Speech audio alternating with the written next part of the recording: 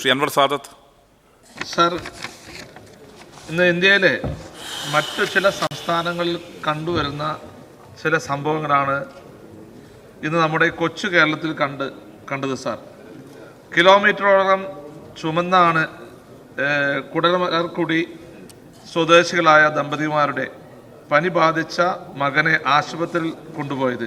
Sir, ആശുപത്രിയിൽ കൊണ്ടുപോയത് ആ കുട്ടി മരണപ്പെടുന്ന സാഹചര്യമുണ്ട് സാർ. അതുകൊണ്ട് ഇങ്ങനെയുള്ള ആദിവാസി പ്രദേശത്ത് നമുക്ക് രോഗികളായ ഈ ആദിവാസികളെ എത്തിക്കാനുള്ള, അവരെ എത്രയും വേഗം അസുഖങ്ങൾ വരെ ഹോസ്പിറ്റലിൽ എത്തിക്കാനുള്ള സംവിധാനം ഇന്ന് നമ്മുടെ ആദിവാസി മേഖലയിൽ ഇല്ല സാറേ. ഇത്ര ആധുനിക യുഗത്തിൽ നമുക്ക് എന്തെല്ലാം സൗകര്യം നമുക്ക് കൊണ്ടുവരാൻ സാധിക്കും? എന്തുകൊണ്ട് സർക്കാർ അതിന് തയ്യാറാവുന്നില്ല?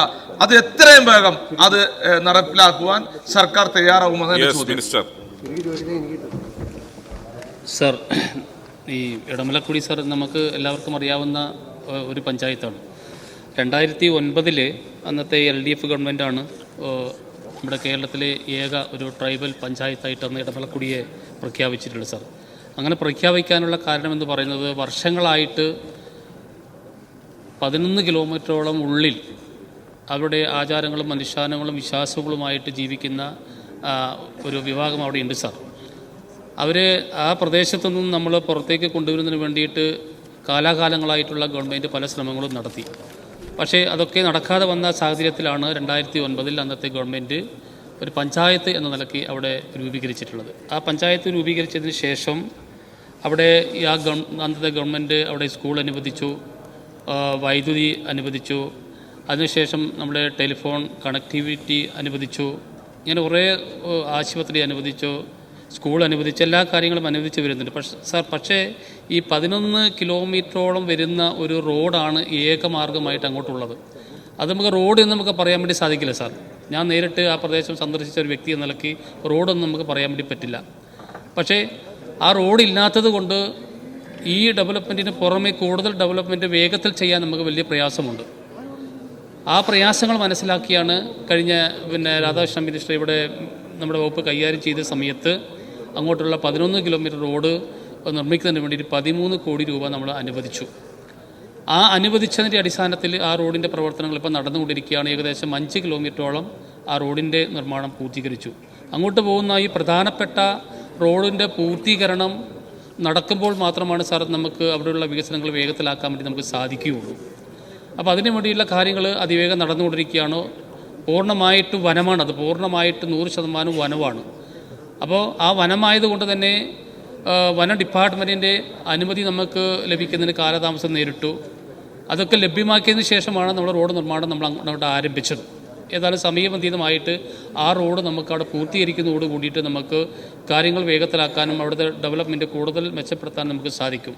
പക്ഷേ ബഹുമാനപ്പെട്ട MLA ചൂണ്ടിക്കാണിച്ചതുപോലെ ഈ സംഭവം നടന്ന കാര്യം ശ്രദ്ധയിൽപ്പെട്ടിരുന്നു സാർ. പക്ഷേ ഈ നടന്നത് ഈ കുടലാർക്കുടി എന്ന് പറയുന്ന ഒരു ദുർഘട പ്രദേശത്ത് ആണ് സാർ ഈ വിഷയം നടന്നിട്ടുള്ളത്. അതായത് ഈ പ്രധാനമായിട്ടും ഞാൻ നേരത്തെ സൂചിപ്പിച്ച റോഡിൻ്റെ പുറമെ അതിൻ്റെയും ഉള്ളിൽ വനാന്തരത്തിൻ്റെ ഉള്ളിലുള്ള ഒരു റോഡ് എന്ന് പറയാൻ വേണ്ടി പറ്റില്ല എങ്കിലും അങ്ങനെയുള്ള ഒരു ദുർഘടമായിട്ടുള്ള ഒരു നടപടിയിലാണ് ഈ സംഭവം ഉണ്ടായിട്ടുള്ളത്. അപ്പോൾ ആ വഴി കൂടി വന്നിട്ട് വേണം ഈ പ്രധാനമായിട്ടും നിർമ്മിച്ചു കൊണ്ടിരിക്കുന്ന റോഡിലേക്ക് എത്തിച്ചേരാൻ. അപ്പോൾ ഈ റോഡ് നിർമ്മിച്ചെങ്കിൽ മാത്രമേ അങ്ങോട്ടുള്ള ഈ കൂടുതൽ കുടലാർക്കുടി പ്രദേശം എന്ന് പറയുന്ന സ്ഥലത്തേക്ക് നമുക്ക് റോഡുകൾ നിർമ്മിക്കാൻ വേണ്ടി സാധിക്കുകയുള്ളൂ. അപ്പോൾ ഈ പ്രധാനപ്പെട്ട റോഡുകൾ പൂർത്തീകരിച്ച് കഴിഞ്ഞതിന് ശേഷം ഈ പറയുന്ന മറ്റു റോഡുകൾ കൂടിയൊക്കെ നമുക്ക് പൂർത്തീകരിക്കുന്നതിന് വേണ്ടി ഈ നടപടിയിലേക്ക് വകുപ്പ് പോകും. സാറേ, ഇതിനകത്ത് എനിക്ക് നമ്മുടെ അതുപോലെ സാറേ SC വിഭാഗത്തിൽപ്പെട്ട ആളുകൾക്ക് നമ്മൾ ഭൂമി മേടിക്കാറുണ്ട് എല്ലാത്തിനും. പക്ഷെ അതൊക്കെ പലയിടത്തും ഈ ഇടനില നിൽക്കുന്ന ഭൂമാഫിയകൾ ഈ പൈസ അടിച്ചെടുക്കാൻ വേണ്ടി ശ്രമിക്കുകയാണ് സാർ. അതുപോലെ തന്നെ ഇതുവരെ എന്റെ വാഴക്കുളം പഞ്ചായത്തില് വാഴക്കുളം ബ്ലോക്കിന്റെ ഏരിയയില് സാർ ഇതുപോലെ തന്നെ SC ഭൂമി മേടിച്ചു. ആ ഭൂമി മേടിച്ചാൽ ആധാരത്തിൽ വഴിയുണ്ട്. പക്ഷെ ആധാരത്തിൽ വഴിയുണ്ടെങ്കിലും അന്ന് വാസ്തവത്തിൽ വഴിയില്ല. പക്ഷെ ഇന്ന് ആ ഭൂമി അവിടെ പല ബിൽഡിംഗ് പണിത് വഴിയില്ലാതെ അവിടെ കാട് പിടിച്ചു കൊടുക്കുകയാണ് സാർ. സാറേ അത് വിജിലൻസ് അന്വേഷിക്കുന്നുണ്ട്. പക്ഷെ അതിനകത്ത് ഉദ്യോഗസ്ഥന്മാരെ മാത്രമേ കൊടുക്കാനുള്ള ശ്രമം.